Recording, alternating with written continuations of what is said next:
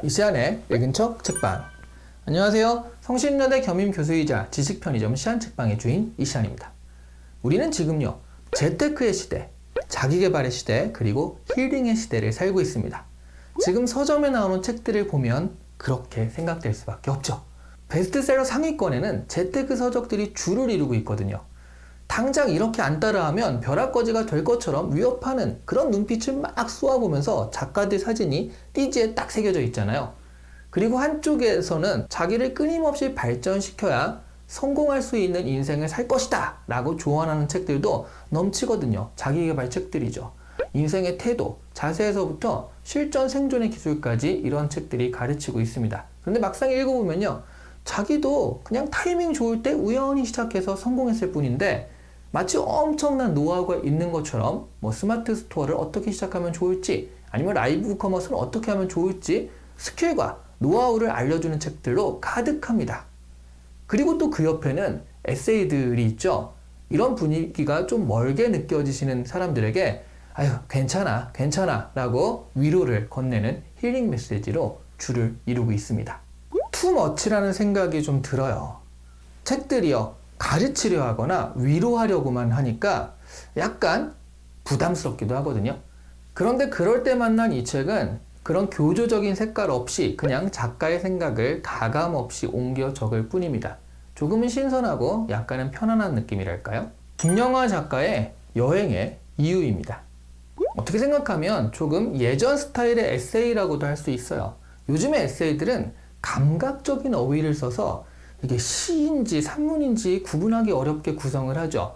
그리고 내용은요, 무조건 괜찮다라고 인정하고 위로해주는 그런 내용들로 구성이 됩니다.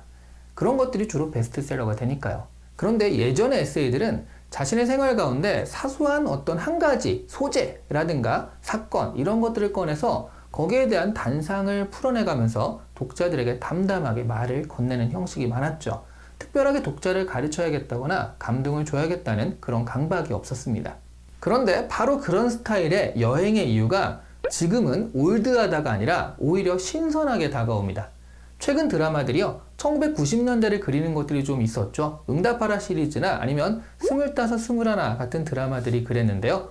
시청자들은 이 드라마에서 그려지는 90년대를 옛날이다 라고 인식하기보다는 지금의 일상과는 다른 또 다른 신성한 말고 신선한 공간이라고 인식을 하는 듯 했습니다.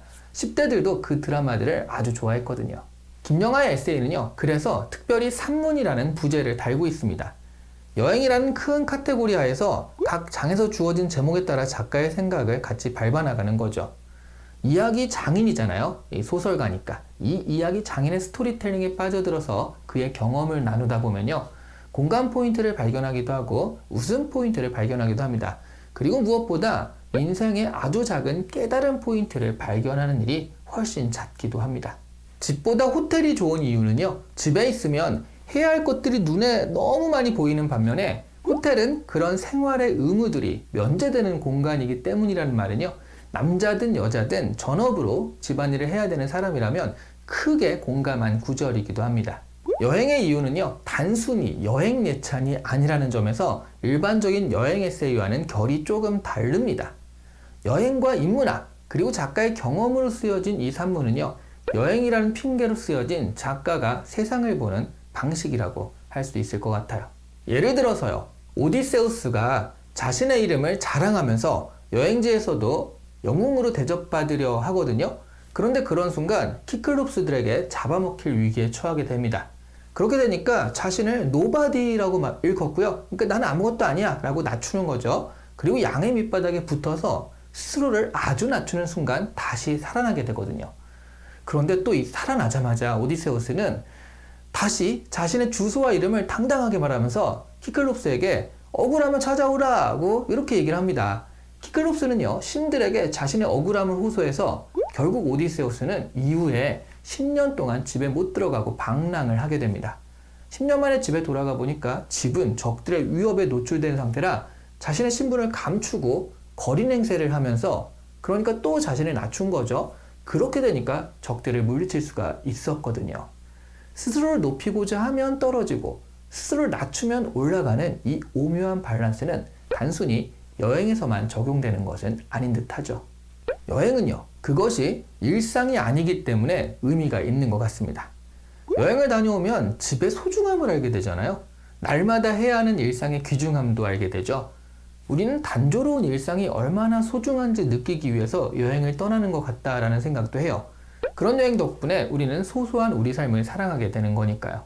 김영하 작가의 산문은요, 여행을 빙자해서 우리 삶에 말을 걸고 있는데요. 가르치는 쪽가 아니라 편한 자리에서 친구에게 자신의 이야기를 들려주는 느낌이기 때문에 비교적 쉽고 재미있게 우리 귀에 박히는 편이에요. 여행의 경험, 그리고 여러 인문학적 지식들과 어우러진 통찰 포인트들은 마치 작가와 같이 알쓸신잡을 떠난 느낌이죠.